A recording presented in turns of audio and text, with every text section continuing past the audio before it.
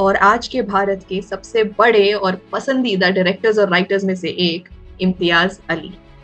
अगर आप खुद डाइवोर्स्ड हो तो आप अपनी हर आर्ट में चीटिंग इन रिलेशनशिप को फ्री विल के पर्दे से ढक के बार बार नहीं सेल कर सकते। मिडिल क्लास के जो लोग हैं, जो मिडिल पीपल है, वो एक कॉमन ग्राउंड ढूंढना चाहते हैं, उनके बीच एक रिलेटिविटी का एरिया ढूंढना चाहते हैं, ठीक है, जहाँ पे he want to focus on those parts जो लोगों के लिए बहुत कॉमन है। That sort of takeaway from every movie, it kind of gets monotonous after a while. Impact की बात की जाए तो it is a lot on audience as well कि आप उससे एट द एंड आप उससे ड्रॉ क्या करना चाह रहे हो। तो आज हम एक कथाकार की बात करने जा रहे हैं। ये कथाकार ऐसे हैं जिन्होंने ना जाने कितने हसीन किरदारों को इस दुनिया के सामने पेश किया। उनमें से कुछ किरदार महज किरदार नहीं है, पर आज के दिन में हमारी जिंदगियों में घर करे बैठे हैं। तो ये कथाकार हैं जमशेदपुर में पैदा हुए फिल्मों के शौकीन और आज के भारत के सबसे बड़े और पसंदीदा डायरेक्टर्स और राइटर्स में से एक इम्तियाज अली। कहते हैं ना, दिल को उसका रास्ता पता है, फिर चाहे कोई कुछ भी कहे। अब कथाकार का मन कार्यालय में कहाँ ही लगता। सिविल सर्विसेज की पढ़ाई करने दिल्ली तो आ गए, पर कथाकार तो कथाकार ठहरे। यहाँ आकर इब्तिदा द ड्रामेटिक सोसाइटी उसका नाम कर गए। एक कथाकार का घर उसकी कला ही तो होती है। बस उसी घर की तलाश में हमारे ये खास कथाकार मुंबई जा पहुंचे। उनकी कहानियों के पहलुओं का समझ, ज्ञान, जो भी बोलो, उन सब चीजों को जानने के लिए, पहचानने के लिए जो कुछ भी जरूरी था, इन्होंने वहां पर जाकर सीखा। ZTV की 1500 रुपए महीने की नौकरी हो या क्रेस्ट कम्युनिकेशन में बिताए हुए दिन भर के वो 17 घंटे, कला से जुड़े हर एक शख्स का एक सपना मानो, प्यास मानो, वो तो मंच के लिए ही होती है ना। सोचा ना था उनकी पहली मूवी जो उन्होंने डायरेक्ट करी, उसकी इजाद से लगा कि शायद प्यास थोड़ी कम हो जाएगी, पर ऐसा हुआ नहीं, क्योंकि कला की फितरत है, दुनिया और लोगों से नहीं, वो तो खुद के परे ही जाना चाहती है। कथाकार की कहानियों का कारवां अब कुछ इस तरह बढ़ा। वीरेन अदिति, गीत आदित्य, जय मीरा, जॉर्डन हीर, वेद तारा, रेवा अर्जुन, जो, वीर, चमकीला, अमरजोत, ना जाने कितने ऐसे किरदार और उनसे जुड़े हजारों सिलसिले इस कथाकार ने एक एक करके हमारे सामने पेश किए। इसी के साथ आज हम किस्सा ड्रामेटिक सोसाइटी आपके सामने लाए हैं एक डायरेक्टर्स रिव्यू, जहां हम आज बात करेंगे इम्तियाज अली और उनकी मूवियों के बारे में, जो हमने आजकल के कुछ महीनों में दोबारा देखी हैं, थिएटर्स में लगी, जैसे तमाशा, रॉकस्टार, जब वी मेट। आज हमारे रिव्यू में हमारे साथ हैं हर्ष, कोश, सक्षम, लव, आदित्य और हर्षमर्थ, और इन सब के साथ हूं मैं, सान्या। आज के दिन में जब हम एक मूवी की बात करते हैं तो हमारे दिमाग में सबसे पहला ख्याल आता है कि एक मूवी का बेस, उसका टॉपिक, उसका थीम क्या है। So when we talk about the theme of the movies directed by Imtiaz Ali, what do you guys have in mind? Yeah, so hi, welcome everyone first of all. So personally मैं थोड़ा सा इस बात का जवाब देने से पहले इम्तियाज अली का और मेरा जो है, ठीक है, मैं उसका थोड़ा सा बताना चाहूँगा। लेकिन इम्तियाज अली की जो थीम से रिलेटेड है, इम्तियाज अली की जो फिल्म है वो काफ़ी ज़्यादा उसका थीम देखा जाए तो एग्जिस्टेंशलिज्म क्यों है, कि आप हो नहीं हो, कौन हो, क्यों हो, क्या कर रहे हो और क्यों कर रहे हो, ठीक है, उन जो उसका पूरा थीम है वो उसी पे बेस्ड है। एंड इसमें एक चीज़ और दिखेगी कि जो कैरेक्टर है, जो प्रोटैगनिस्ट है हमारा main, he wants to grow, he wants to get out of इस करंट सिचुएशन। तमाशा में अगर हम ये चीज़ देखें सेम, तो तमाशा में भी वो अपने करंट सिचुएशन जहाँ वो जॉब में फंसा हुआ है, सिर्फ सर को यस सर, हाय सर, हाँ ये नो बोलो, उससे निकलना चाहता है।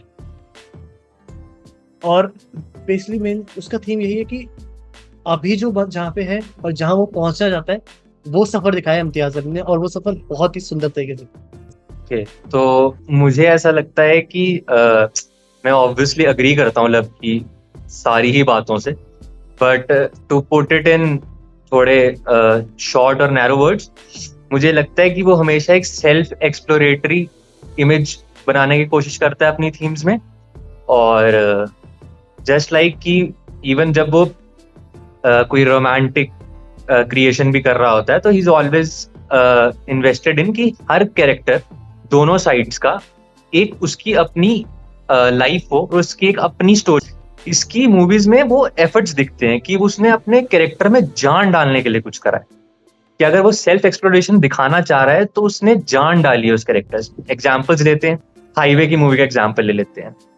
वीरा का कैरेक्टर क्या सुपर कैरेक्टर है, मतलब किस तरह से उसने दो ट्रांजिशंस दिखाई हैं।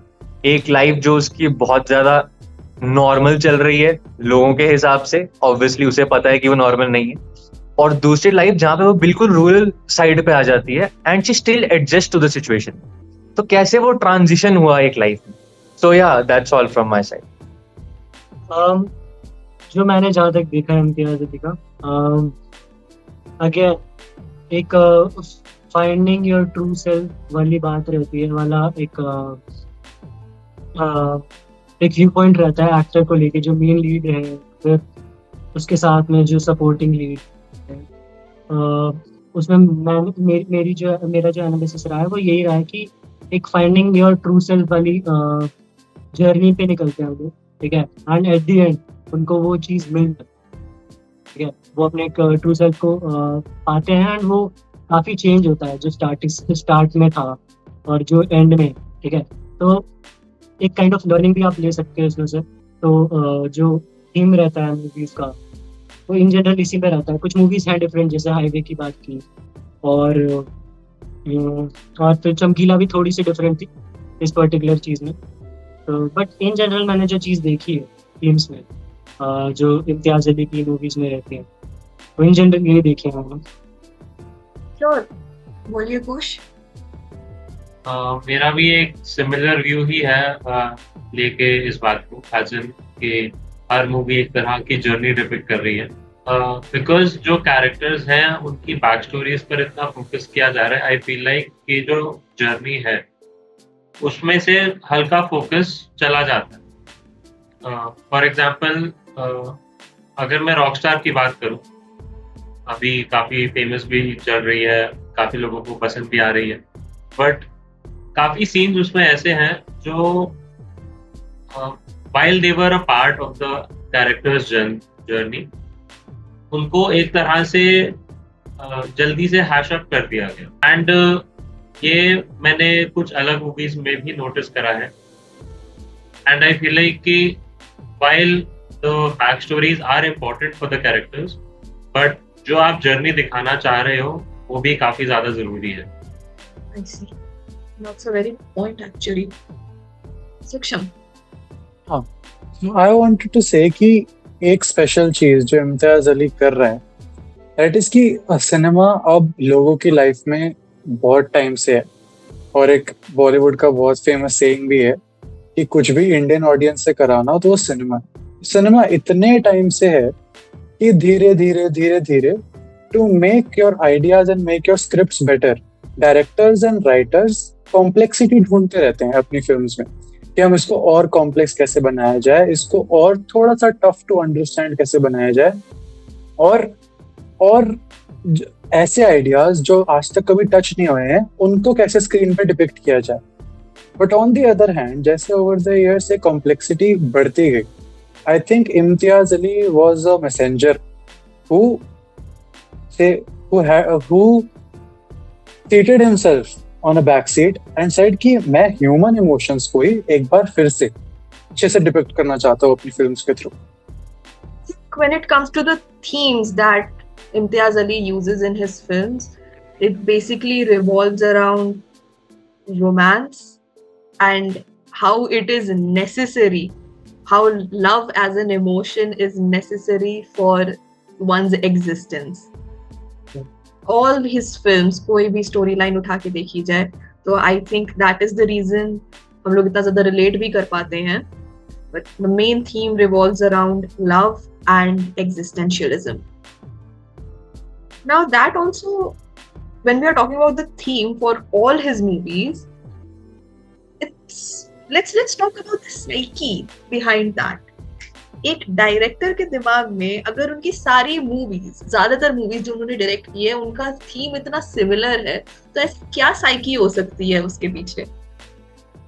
मे बी आई गेस कि उनकी साइकी हो सकती है कि भाई he want to aware the people. जैसे मैंने पहले कहा था कि वो मिडिल क्लास के जो लोग हैं, जो मिडिल पीपल है, वो एक कॉमन ग्राउंड ढूंढना चाहते हैं उनके पीछे, एक रिलेटिविटी का एरिया ढूंढना चाहते हैं. ठीक है, जहाँ पे he want to focus on those parts जो लोगों के लिए बहुत कॉमन है.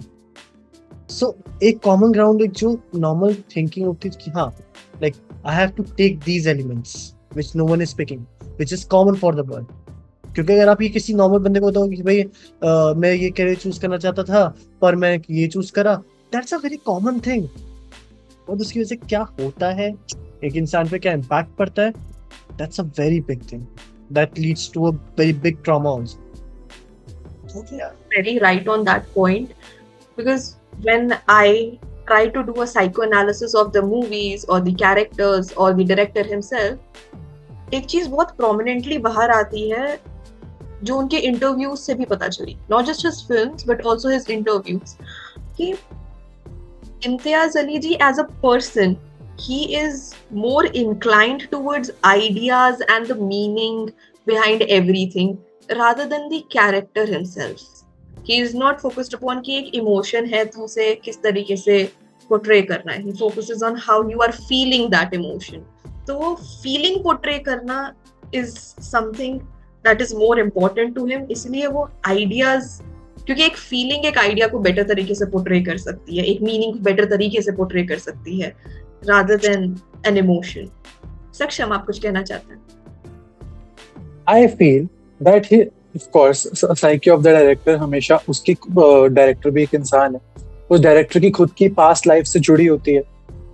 एंड इम्तियाज अली समटाइम्स अपनी पर्सनल लाइफ की चीजों की वजह से या फिर हिस्ट्री की वजह से अपने आइडियाज को अपनी मूवीज में बहुत, मैं गलत तरीका तो नहीं कहना चाहूंगा, बट बहुत इरोडेड वे से पोर्ट्रे करता है, which is a limitation for his own craft, I think. I don't know if most of you know or not, but Imtiaz Ali is divorced. And Imtiaz Ali does not like the concept of marriage. Now, you can see that he does not like the concept of marriage in most of his movies. Okay, I understand that you do not like the concept of marriage, but you do not have to force it in my face कि हाँ marriage तो बुरी ही चीज है, marriage तो बुरी ही चीज है. एंड इन इंडिया जहां पर ऑफ कोर्स अभी भी घरों के अंदर बड़ों का बातें मानी जाती, I think this puts on a wrong foot forward कि मैरिज तो खराब ही चीज है, मत करो शादी. शादी में तो लोग ऐसे निकलते हैं, वैसे निकलते हैं, लोग ये कर रहे हैं, वो कर रहे हैं.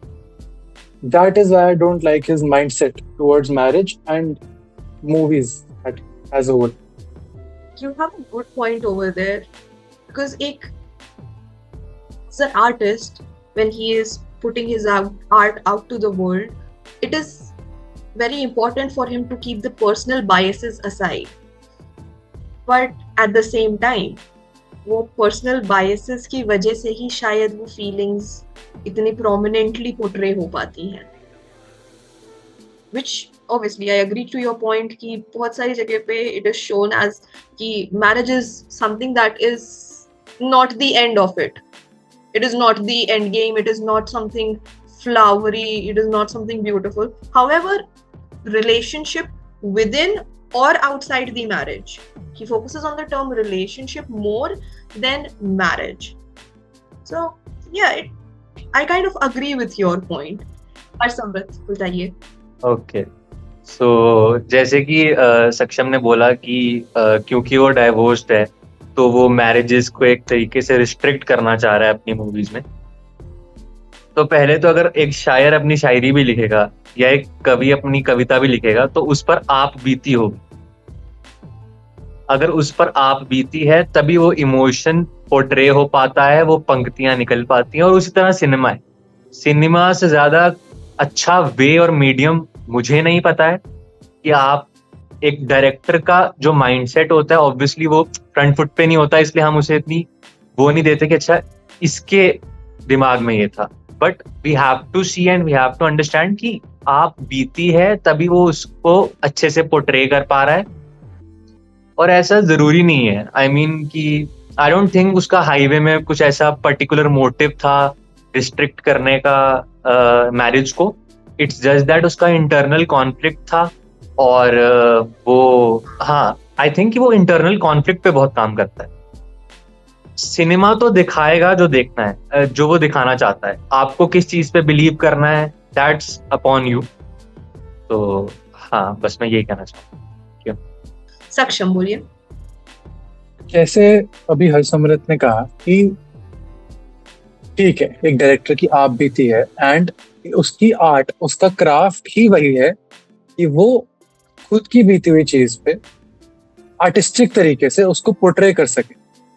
But on the other hand, अगर संदीप रेड्डी वांग अपनी मूवीज में फिजिकल होना को जस्टिफाई कर सकते, एंड इस चीज को भी बहुत टाइम तक लोग ऐसे ही जस्टिफाई कर रहे थे कि it's just piece of art, उसको वैसे ही देखो, until and unless Sandeep Banga actually came into an interview and said कि हाँ मेरे हिसाब से तो ये सही है। That was the issue, right?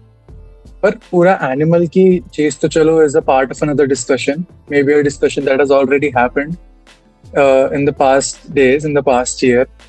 But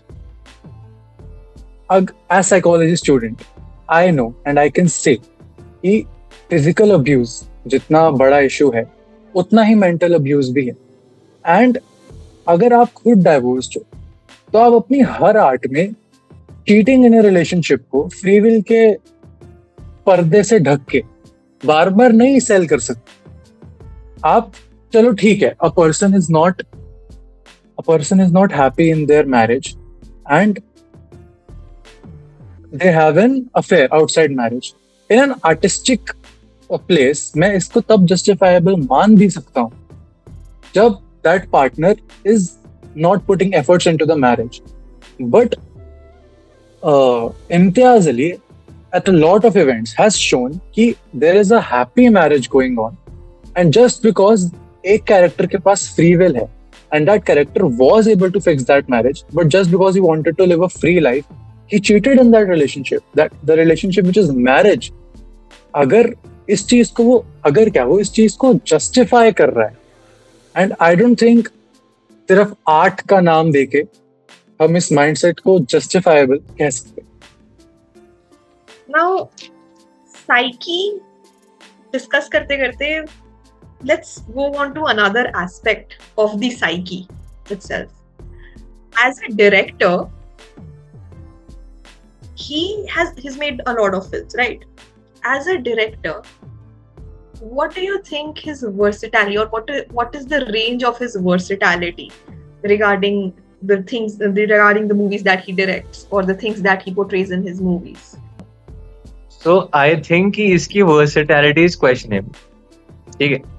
love को, अगर लव, तेरी बात नहीं हो रही है, जनरल लव की पर्सपेक्टिव, प्यार जिसको कहते हैं, तो अगर हम लव को एक स्पेक्ट्रम लें तो उसके अंदर, उस अम्ब्रेला टर्म के अंदर जितने भी स्मॉल एस्पेक्ट्स आते हैं या उसको जिस तरह से अलग से पोर्ट्रे किया जाता है, he just works upon that. Let's take Chamkila as an exception.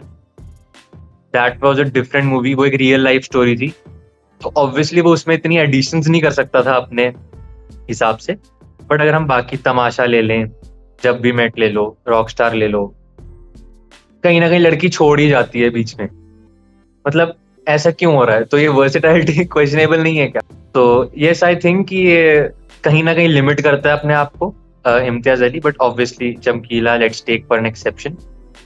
Let's hope कि आगे भी वैसी मूवीज आए, तो फिर और डिस्कशन इस बारे में हो सकती है। I don't think Imtiaz Ali अपनी मूवीज में इस चीज पे ज्यादा फोकस करता है, या फोकस करता है या फोकस स्क्रीन पे जता नहीं पाता है, बट उसका फोकस इस चीज पे नहीं रहता कि you should live your life your own way, but उसका फोकस इस चीज पे ज्यादा रहता है कि डोंट लिव योर लाइफ जैसे बाकी लोग जी रहे हैं।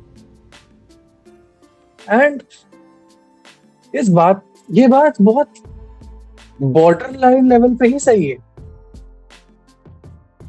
उसके अलावा on second thought, Imtiaz Ali I feel like is a kind of director who should have been poet but is stuck in a wrong art form. It's like, even if all seven of us in the meeting, we are all actors, right? We are all actors and we are all writers. None of us are painters, I assume, but we still do an above average job if we just knew the basics of painting, but we'd still put our ideas and our concepts and we'll hide it in the paintings, and we'd still sell that art of acting and that art of writing new concepts in another art form. I feel Imtiaz Ali is stuck because we cannot deny the films at best are mediocre.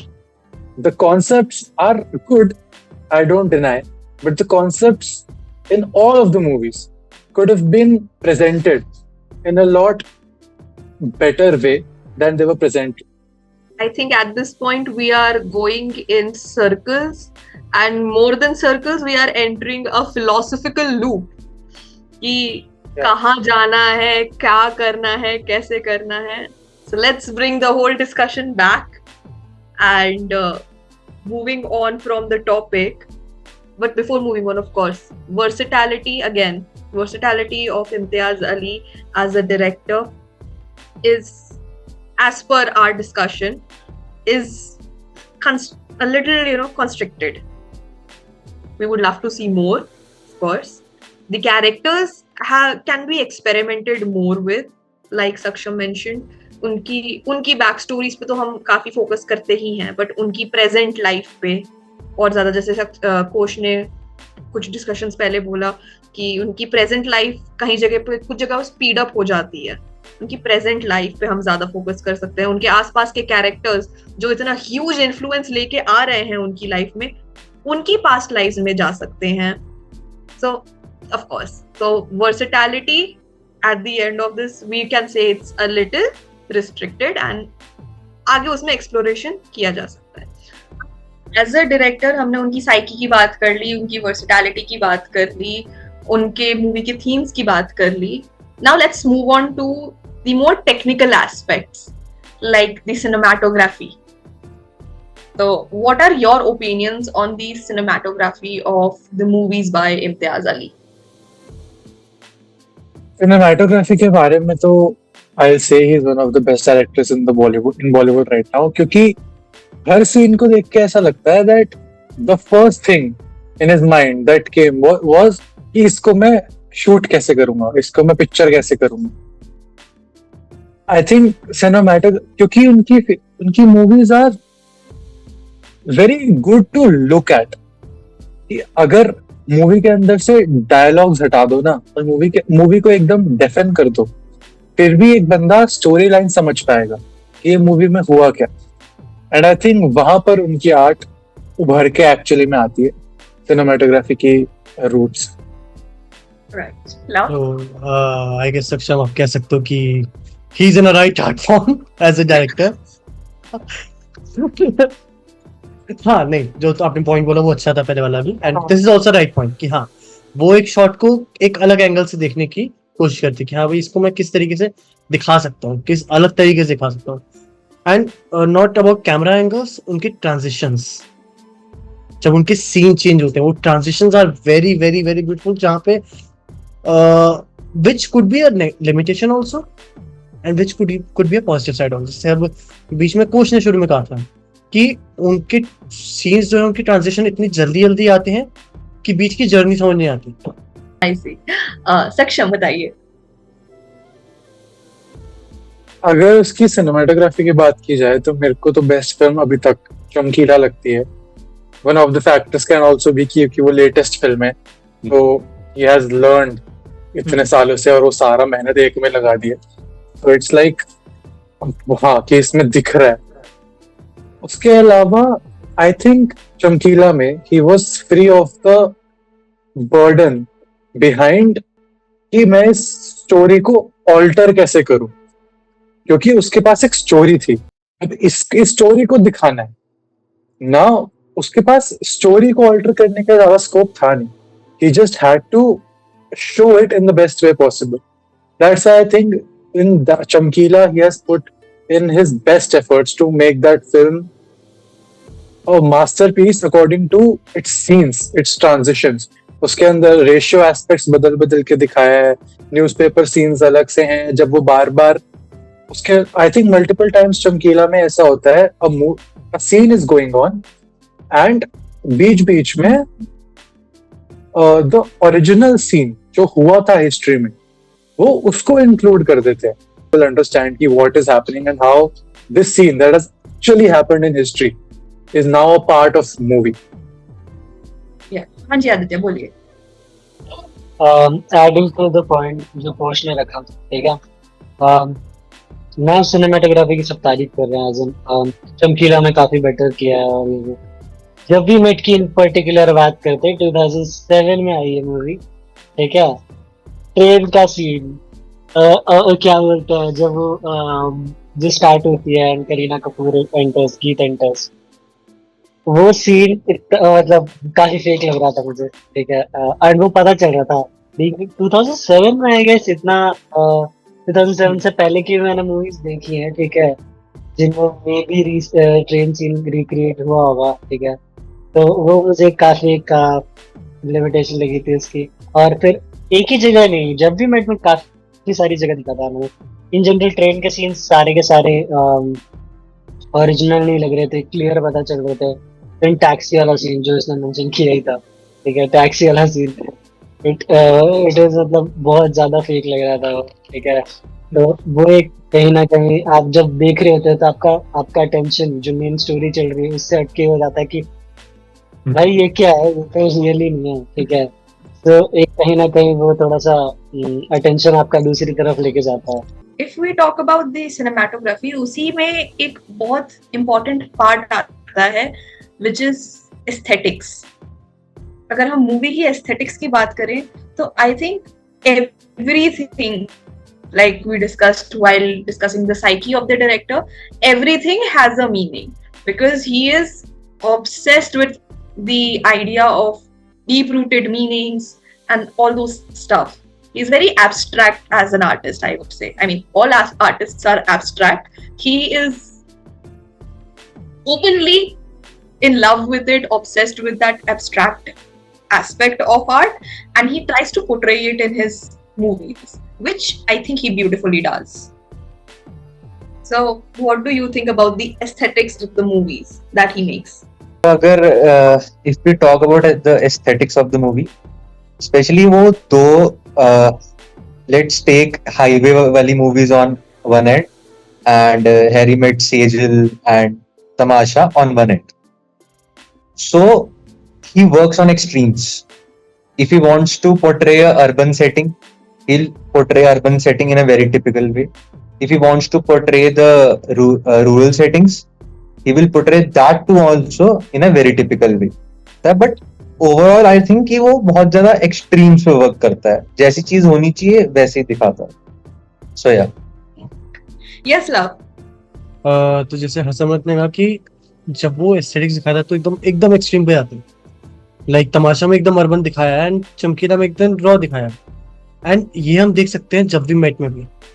और ये दोनों चीजें उस same movie में है. जब उसने जब वी मेट में दिखाना था कि वो शहर में तो बड़ी बड़ी बिल्डिंगें दिखा रहा है, भीड़ दिखा रहा है, ऑफिस के बिजी दिखा रहा है, पीछे ट्रैफिक की आवाज है, लोगों की आवाज आ रही है. और जब उसको गांव का सीन दिखाना है तो प्रॉपर गांव है, प्रॉपर पंजाब है, जहाँ पे गन्ने के खेत लगे हुए हैं, ट्रैक्टर है, बीच में स्केयरक्रो है, पूरी फैमिली, जॉइंट फैमिली है पूरी. घर में कुछ भी छोटा सा फंक्शन भी है तो 100-150 लोग आ रखे हैं भैया. और वो कहते हैं वॉशिंग मशीन में लस्सी बन रही है. तो वो बिल्कुल वो रॉ पे ले गया. जो होता है पंजाब के जो लाइक एरियाज होते हैं जहाँ पे ये सब चीजें होती हैं। एंड अगर आप मुंबई जैसे सिटी देखोगे वहां पे भी ये सब चीजें होती है, वहाँ भीड़ भड़का है, वहाँ बिजी लाइफ है बहुत। तो ये that is something Imtiaz Ali do, they take everything on extreme. कोश Um, so if we talk about aesthetics, I would say कि हाँ, there are the scenes, the settings that he works on are very well defined and raw, easy to understand as well. But I would like to point out with an example, as in in the movie Highway, right? We see Randeep Huda's character humming this song, right?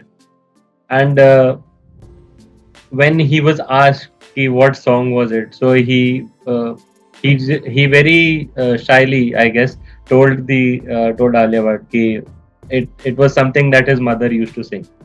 And then the movie continued on with that song, right?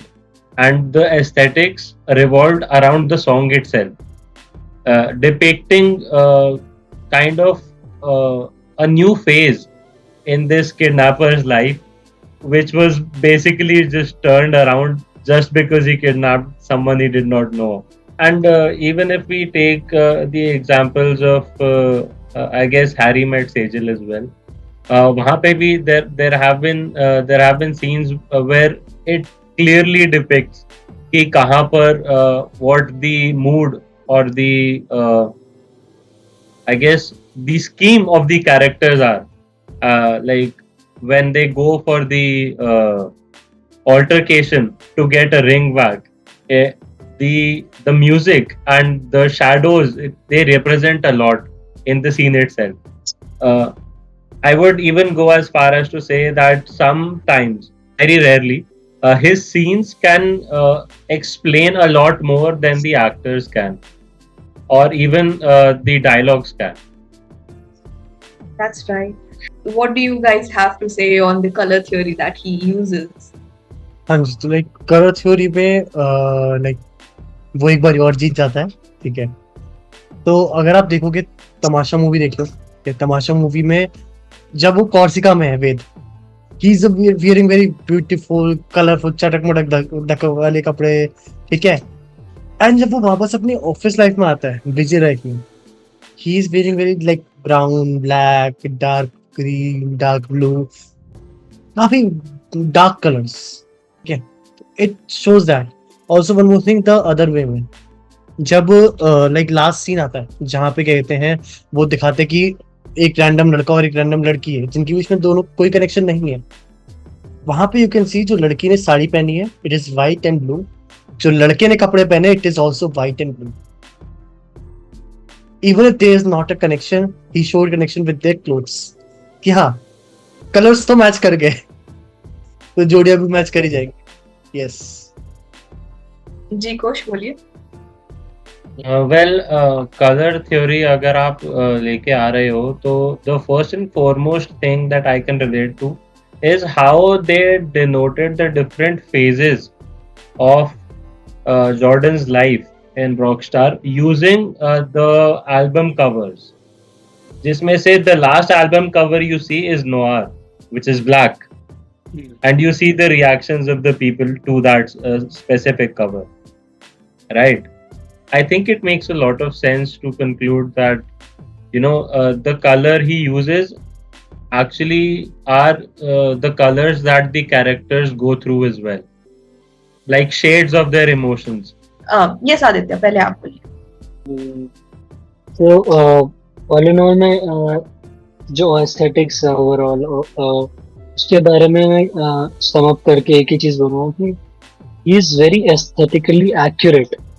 क्या जो भी सारी चीजें ना point on, जो let's say तमाशा में जो starting का सीन, मतलब जो मिडिल का सीन होता है when they are out on a vacation, ठीक है, तो उसमें इतने कलर्स इतने ब्राइट है। देन जब आ जाता है वापस रणबीर सिंह, मतलब रणबीर कपूर आ गया है यहाँ पे, ठीक है, तो व्हेन दीपिका फर्स्टली मतलब जाती है उससे मिलने के लिए, तब जो पूरा सिनेरियो है वो बहुत डल सा दिख रहा है, जो सिनेमाटोग्राफी में जैसे कलर्स यूज किया उससे बहुत डल बनाया गया, क्योंकि उसमें इतना लाइक जो जो पूरा सिनेरियो है वो इतना ज्यादा हैपनिंग नहीं है, ठीक है, मतलब हैपनिंग है ऑन अ सैडर पार्ट, ठीक है, बट इतना ज्यादा हैपनिंग नहीं है कि उसमें बहुत कुछ रणबीर की साइड से हो रहा है, ठीक है, मतलब वो बहुत खुश है या फिर ऐसी कुछ भी फीलिंग नहीं है उसमें। तो वो सारे पार्ट्स बहुत डल करके दिखाए गए हैं। देन वो लोग वेकेशन में थे, वो बहुत ज्यादा बहुत ज्यादा ब्राइटर वे में दिखाया गया। वो चीज काफी प्रायोरिटी पे रहती है जहां तक मुझे दिख रहा है इम्तियाज अली के साथ। That's all. I think we can conclude regarding the aesthetics, color grading, and the cinematography. Ki all in all, when it comes to these three aspects, as a director, Imtiaz Ali is very sorted, very on point with all of these. So salute to you, sir. So now I have a few points to talk about when it comes to the actors that Imtiaz Ali works with. But first, I would like to know कि आप लोगों के क्या opinions है regarding the actors that he works with. Yes, love, बोलिए. Actors का like मेरे को लगता है कि वो काफी ट्रेंडिंग एक्टर्स का काम करते हैं जो काफी ट्रेंड में चल रहे हैं। लाइक मैं देख रहा था कि जब उसने कहते हैं रणबीर कपूर करा तो उसके साथ काम करा तो उसका पीक चल रहा था। अभी उसने चमकीला बनाई तो दिलजीत का पीक चल रहा था।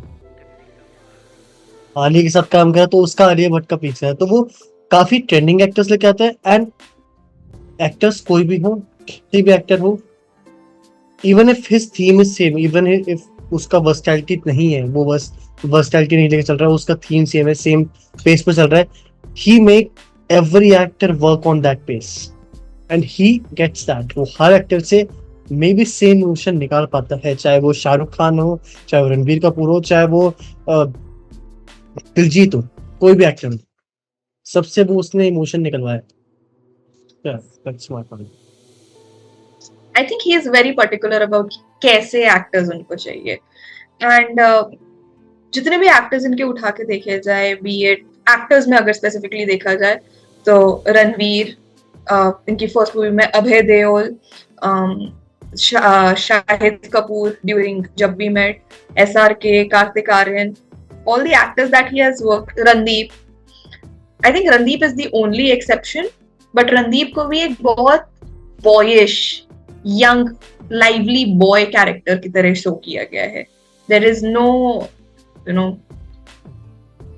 कैसे बताऊं, एक maturity से just पहले वाला जो phase होता है in a man's life, उस phase के faces या उस तरीके के कैरेक्टर्स जिनका physical appearance just below maturity वाला फेज होता है, उस तरीके से शो किया गया है. Maybe because that is how उनकी जितनी भी मूवीज हैं, एग्जिस्टेंशियल ड्रेड वाली, existential crisis, progression and all, maybe it is easier to work with faces like those कि प्री एंड पोस्ट दिखाने में इजी पड़ता हो. Could be a reason, I am not sure, but that is something that I've noticed. He works with only these pretty boy faces, and when it comes to girls, it is always a very fair lady who is, you know, very bubbly, very shy, very cute. I won't say these women that he does not use women, he uses girls in his pictures, the girly faces, the petite ones. So yes, maybe a little experimentation can be done as well regarding the whole cast, especially with the actors, because his stories could use, like, the stories again, similar themes, similar ideas, different experiences, maybe some newer faces, some different faces can spice things up, or like Saksham said, it could bring the excitement to those movies. So moving on to one of the crucial parts. Now, having discussed the technical and the non-technical parts of the movies by Imtiaz Ali, what do you think are his limitations? let's keep the point of versatility aside, because like we said, he uses very similar looking actors, very similar actors from similar stratas. So versatility in appearance, versatility in storylines, that is something that is a limitation in his movies. What else do you think could be a limitation? Cannot see them as a cliche कि हाँ ऐसे ही होता है, ऐसे होता है, but हाँ endings कहीं ना कहीं he focuses on happy endings somewhere somewhat, जो उसका फोटे है कि हाँ भाई मुझे लास्ट में दुखी नहीं करना लोगों को. I might take them to through a roller coaster through the movie, but last में आके हैप्पी एंडिंग देनी है मुझे. और प्रिडिक्टेबिलिटी शायद से हो, शायद से ना भी हो, क्योंकि जब भी मैच में हमें लगता था कि हाँ भाई ठीक है अब तो ये दोनों साथ आएंगे, नहीं आते. फिर दोबारा अब तो वो साथ आएंगे, नहीं आते. बट एट द एंड जब वो साथ आते हैं, that was a very unpredictable way कि हाँ भाई ओके ये साथ ऐसे आए हैं. गीत ने अगर दिखाया था अंशुमन को कि हाँ मैं इससे प्यार करती हूँ, तो उसने दूसरे तरीके दिखाया, ठीक है, जो शायद वो नहीं दिखा रही थी शो, राइट. तो आई गेस ये चीज है. और बाकी लिमिटेशंस की एक और बात की, जैसे हमने बात करी, एक्सपेरिमेंटेशन की कमी है. You always go with perfection, you never take risk. Right. Like अगर उसकी कोई फ्लॉप फिल्म भी है, like Harry met Sejal, Anushka है एंड शाहरुख खान है, वो भी फ्लॉप हुई, ठीक है, और बड़े बड़े सिंगर्स का तुमसे काम कर रहा है, तो like he is the one जो परफेक्शन की तरफ जाता है. बट अगर वो काम करे कि कहते हैं थोड़े नए एक्टर्स का, थोड़े नए म्यूजिक सिंगर्स का, म्यूजिक डायरेक्टर के साथ, या फिर कहते हैं थोड़े नए राइटर्स के साथ, he might get some new results. तो हाँ, that is a limitation I focus. That's a very fair point. Yeah. होश, आप कुछ कहना चाहेंगे? एक पॉइंट पर आकर काफी क्लीशे सा हो जाता है. पिछले कुछ दिनों में मुझे मूवीज लगातार देखनी पड़ी हैं, एंड उसमें काफी सीन्स ऐसे रहे थे जो मैंने जल्दी में स्किप करे हैं, क्योंकि आउटकम मुझे सीन के शुरू होते के टाइम ही पता चल रहा था कि क्या होने वाला. रॉकस्टार में भी देयर वर वो फाइट वाले सीन्स, यू नो, पता चल रहा था कि एंड में क्या होगा. वो मेन कैरेक्टर का हो जाता है सीन, क्या दिक्कत है. वो लड़की की माँ डांट रही है, कोई नहीं आप जानो मैं ठीक कर दूंगा, टेंशन की बात नहीं है. वो मान भी गई, you know. So it gets kind of boring after a while to see that. But in contrast with that, कुछ मोमेंट्स ऐसे भी हैं कुछ मूवीज में जहां पर काफी एब्रप्ट चीजें भी हुई हैं. वेल, टेकिंग एग्जाम्पल्स, पहला तो चमकीला का ही कहूंगा मैं. Starting off the movie with a shot to the forehead straight in there, that was a very wild thing to do, you know. And plus highway के अंदर भी, you know, finally you get to see अच्छी ending आ रही है, you know.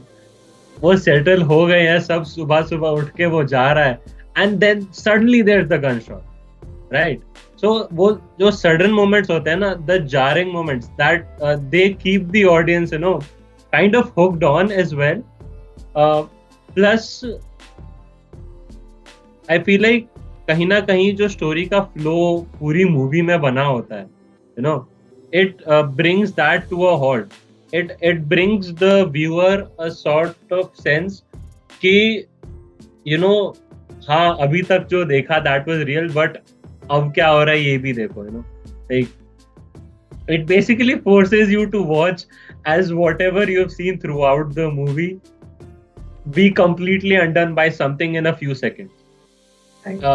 And especially I think Harry Met Sejal, maybe there were moments, the moment where Sejal finds out कि ring तो मैंने रखी थी कहीं पे, मेरे से ही घूम गई थी. So you know, you keep wondering कि मूवी देखने का एंटायर पॉइंट क्या था. Was it the friends we made along the way or something, you know? So yeah, वो काफी मुझे लगा. Like you mentioned Harry Met Sejal, उसमें एक पॉइंट आता है जहाँ पर वो लोग बार में होते हैं and Sejal is like Harry and क्या करे हैरी. एंड उस पॉइंट पे लगता है कि he is the main lead of hero है, बचा लेगा, अभी फाइट सीन होगा, इट्स लाइक भागो, और अरे ये क्या हुआ, वो सीन है. एंड ऑफ कोर्स महावीर's death still is the saddest piece of cinematography I've ever seen. I still cry to that. Highway is a whole different kind of a movie because of the presence. Being a psychologist, of course, Stockholm syndrome is something that is very fascinating for me. Plus the movie and the whole progression and Mahavir's death. But yeah, coming back to the point, what you said, that there are some points in that movie जिसकी वजह से audience is like, अरे ये कैसे हुआ, ये नहीं था, ये नहीं होना था, like why are you doing that? I think that again it connects us back to the point जो हम लोग discussion में psyche के वक्त discuss कर रहे थे, that Imtiaz Ali, he focuses more on the experience rather than the whole storyline. And I think that is also one of the reasons why the movies, don't work out on the box office. Because eventually, starting में तो खैर नहीं workout करी movies, but आज के दिन में दोबारा लगाई जा रही हैं थिएटर्स में. कुछ तो रीजन होगा. And I think it is the way these specific scenes make us feel. हाँ जी सक्षम बोलिए. आई फील कि सबसे बड़ी लिमिटेशन जो इम्तियाज अली की है, it's not as a artist, it's not as an artist, it's as a director कि movies feels like that I am reading a book. और जब मैं एक सिनेमा हॉल में जा रहा हूँ मूवी देखने, I don't want to read a book there, you understand. His movies are, जैसे मैंने पहले भी कहा, are very linear, कि सिर्फ प्रोटैगनिस्ट के बारे में बात हो रही है और साइड कैरेक्टर्स को कोई वो ही नहीं दे रखा, कोई लाइफ ही नहीं दे रखी. जब ऐसा होता है तो आप ऑडियंस को मोरल्स के बारे में मिसगाइड भी कर सकते हो, क्योंकि आप उन्हें दिखा ही सिर्फ मेन कैरेक्टर के वैल्यूज रहे हो. तो अगर आप सिर्फ मेन कैरेक्टर की वैल्यूज दिखा रहे हो तो आप तो द वर्ल्ड, जो इमेजिनरी वर्ल्ड क्रिएट करा गया है मूवी में, आपको उसमें सब सही लगेगा क्योंकि सिर्फ प्रोटैगनिस्ट की दुनिया है. बट रियल लाइफ में तो ऐसा होता नहीं. तो पहला तो ये. दूसरा, the movies are not worth, I think, watching in the cinema. The movies are like reading a book और वॉचिंग ऐसे रात को 2:30 बजे आराम से अकेले में. That's why I feel most of his movies fail in the box office, because those are not the kind of films that you want to go and see in a cinema hall. So you're saying this could be a suggestion for Imtiaz Ali to release his movies first on OTT platforms and then in theaters if they work out. I want him to change and make movies like a little grand. जैसे I can take any example, like Animal. Now we, after a lot of time, ऐसे बहुत controversial movie है, but still it would have been more controversial अगर हमें अबरार के character की कोई story नहीं बताई होती और सिर्फ रणबीर कपूर दिखाया होता. So we would have been more agitated by the fact कि भाई ये तो पागल ही है बंदा. But because we knew the side stories, we were like, ठीक है, that's the reason. Imtiaz Ali की मूवीज में आई थिंक रीजनिंग की ही कमी है कि ये जो हो रहा है ये क्यों हो रहा है. Now people can call it an artistic effect, but I feel that's just an limitation. Because he leaves everything up to your interpretation. Yes. This is whatever you interpret it as. I have nothing to say to it. This is how I see it. What do you see? Yes, if a lot of things are open-ended, then that's not a complete story, I believe. That's just scene कि हाँ भाई हमने दिखा दिया, अब आप देख लो ये क्यों दिखाया हमने. अरे we share this joke in our dramatic society ना, भैया सही लगा लो. I'll honestly speak, जब मैं Harry Met Sejal, I went to watch that movie with my brother in the cinema hall, and I have not watched the last 30 minutes of that movie because ending के just 30 minute पहले Anushka Sharma reveals कि इतना सब कुछ करने के बाद ring उसके बैग में ही थी। वो सीन देखते शुरू होते ही उसके आई थिंक 4-5 मिनट में गाना आ जाता है, वो गाने में मैं और भाई उठ के चले गए। We understand. Kosh, do you have anything more to add to this? Since Saksham recounted his experience, when I went to go and see this movie Harry Met Sejal, उस टाइम पर ना वो नहीं होते थे, like, क्या कहते हैं, न्यूज़पेपर में वो आता था, एक पेज आता था जिसपे ऐसे मूवी हॉल्स लिखे होते थे, उसके सामने टाइमिंग्स लिखे होते थे। काफी एब्रप्ट प्लान था, हमने देखा, हम चले गए।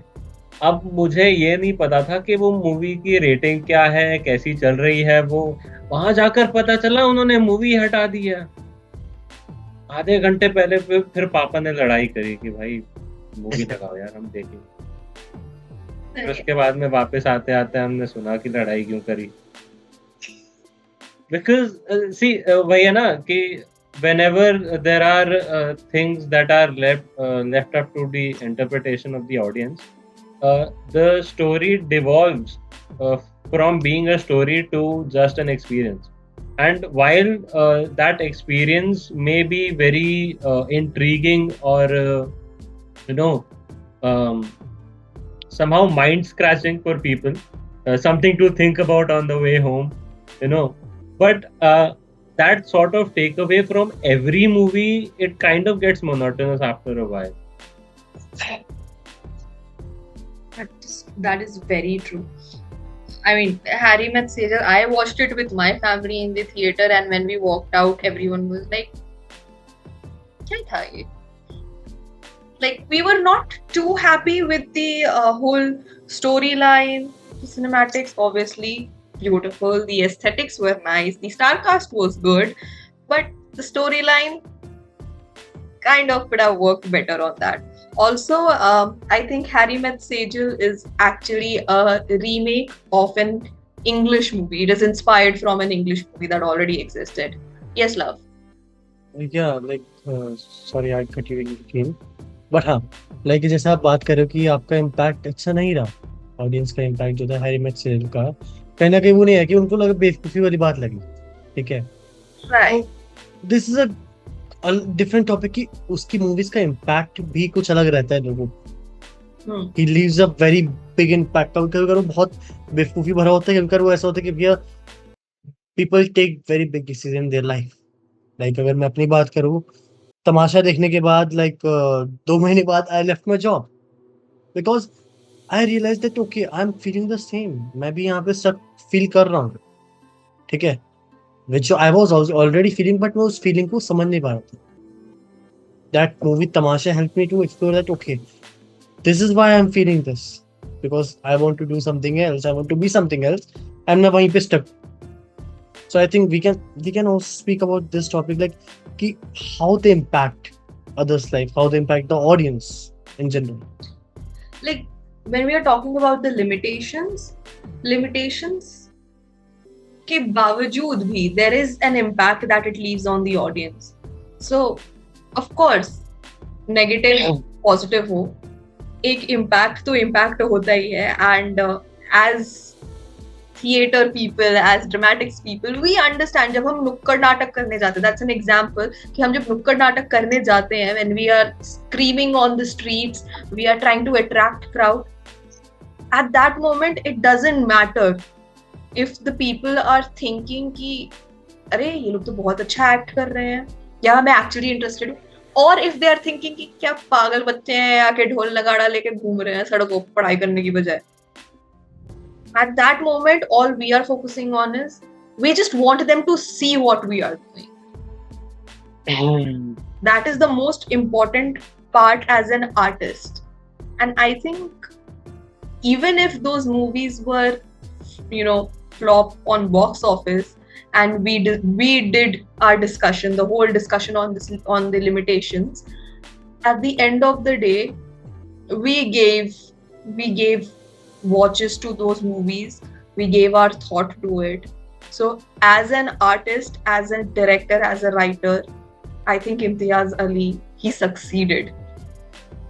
Even though दुनिया की नजर में शायद उस मूवी ने पैसा नहीं कमाया, शायद उस मूवी ने बाकी चीजें नहीं करी हो, but as an artist he succeeded.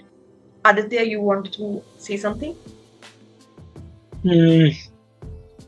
Yes, जो बात हो रही थी क्या बोलते हैं इम्पैक्ट की, तो I guess it depends on people as well कि अब अगर फॉर एग्जांपल अगर आप कोई मार्वल की मूवी देखने जा रहे हो और आप एक्सपेक्ट कर रहे हो कि एक लाइफ लेसन मिल जाए यार, तो यू आर स्टूपिड, ठीक है.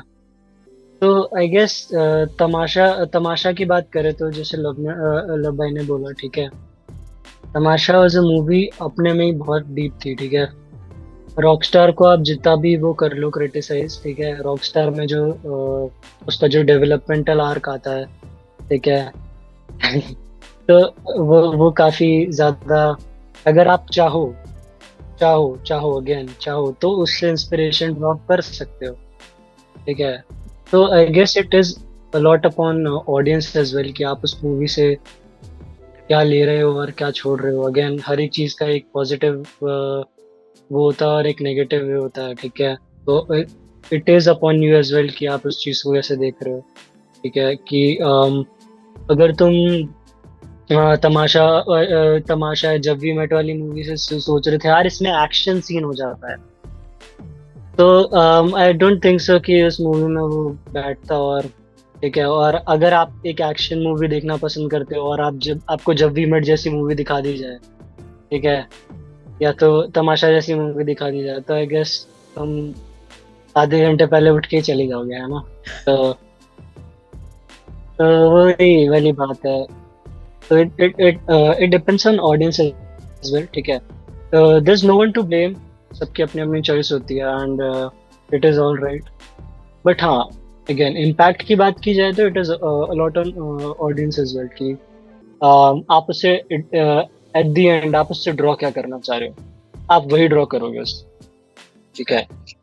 I think आप जो माइंडसेट और जो पर्सपेक्टिव लेके जा रहे हो, एक दो तरह के होते हैं, ठीक है, एक आपका बिफोर है और एक आफ्टर है, ठीक है. तो आप जो लेके जा रहे हो कहीं ना कहीं उससे भी ड्रॉ होता है कंक्लूजन जो आप निकालोगे लास्ट, ठीक है. Yeah, that's all.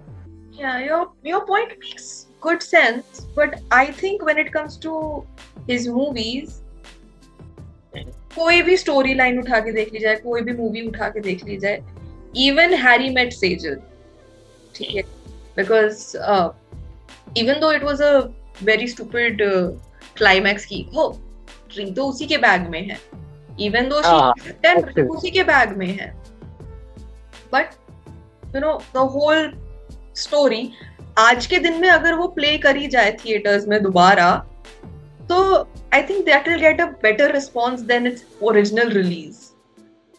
Even though the storyline is still the same, it's the same movie, but people will watch it from a different perspective. And जहाँ तक बात रही रॉकस्टार की, तमाशा की, हाईवे की, ये थोड़ी पुरानी मूवीज हैं, but इन मूवीज का impact is huge on the audience, huge. And उस टाइम पे भी ह्यूज था जब ये रिलीज हुई थी, बट आई थिंक जब ये रिलीज हुई थी these movies were way too ahead of their own time. Like these movies attract audiences जो you know they are fueled by desires and motivation, and they are not afraid to rebel, they are not afraid to you know go ahead and chase freedom. So इन इस type के crowd के लिए these films are apt. But जिस time पे ये movies बन रही थी या बन रही थी, उस टाइम पे Gen Z was not involved in movies. They were involved in playgrounds. They were not involved with plays. I think that is also one of the important things to be noted, that these movies, it was like right person, wrong time. Correct. Yes. Anyone else has anything more to say on this? काफी अच्छा वो उसको conclude करने के लिए कि हाँ, that was a perspective जो मैं देना चाहता था इस बारे में कि इट मतलब ये सारा कुछ जो है इम्पैक्ट वाला, it depends on audience as well. तो थैंक्स ऑन द पर्सपेक्टिव कि हाँ, पर्सपेक्टिव ही है एक, ठीक है, जो मैं क्रिएट करना चाहता हूँ कि हाँ, एक डिफरेंट व्यू से अगर इसको देखा जाए तो ऐसा ही है कि आप जिस चीज से जो ड्रॉ करना चाहो वो आप कर सकते हो। एक और अगेन हर एक ऑडियंस के लिए हर एक मूवी नहीं होती, तो दैट आई गेस सब लोग अग्री करेंगे, है ना? We Right. absolutely agree with you, Aditya. Anyone else जो अपना conclusion देना चाहते हो after the complete review of Imtiaz Ali and his work that we have done today? So, like, throughout this whole review, there were like negatives and positives. जो सबसे ज़्यादा मेरे को like inclined रखा मेरे को जिस like topic पे वो था like his positive sides. मैं इतना fond of नहीं था, but मैंने जब सुना तो it gave me a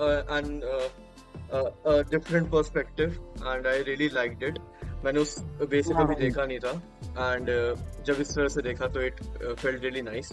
And one more thing, like as Aditya said that Recording her stopped. Her movie के लिए कोई मतलब ऑडियंस नहीं होती. So I had one question, ये The Other Way which was that 15-minute short film, उसकी क्या audience, उसका क्या फैन बेस है, वो मैं जानना चाहूँगा. क्योंकि like I think मतलब कौन रिलेट करेगा ये कि ऐसे भाग जाओ कि मतलब छोड़ो ये सब. एंड वो मतलब weird of course, but escapism, इसमें हम एस्केपिज्म पे वापस आ गए. वो भाग गई, उसने कहा नहीं करनी चाहती. मतलब उसने कुछ बीच में एक बोला था चीजें कि मैं बोर नहीं होना चाहती. वो बोलती मैं बोर नहीं होना चाहती. वो बंदी सिर्फ इसलिए कर रही है कि बोर नहीं होना चाहती. लाइक कुछ कर ले, हॉकी खेल, फुटबॉल खेल. it's not something you know very small. वो उसकी शादी है, ठीक है. That's not something you can get bored of. तो इम्तियाज अली ने बहुत वो ना छोटा टर्म बना दिया है शादी, जो कि मेरे को थोड़ा लगा कि I think in order to simplify, उन्होंने kind of degrade ही कर दिया. हाँ, yes. हरसमरत, आप कुछ कहना चाहेंगे in conclusion? यस, तो मुझे ऐसा लगता है कि आई एग्री विद लव थोड़ा सा कि he is a developing director. क्योंकि चमकीला के बाद मेरा पॉइंट ऑफ व्यू काफी चेंज हुआ. मतलब अगर आप उन मूवीज को रो में देखना स्टार्ट करोगे ना, तो आपको चमकीला अलग ही हिट करेगी. आपको समझ ही नहीं आएगा कि वो इम्तियाज अली की.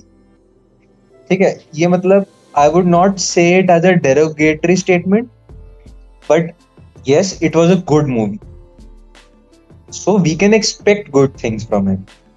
At the end, what I think, मेरा conclusion ये निकल के आता है कि I have done movie reviews previously as psychology assignments, as personal projects with other groups, but director's review is something that I've done for the first time.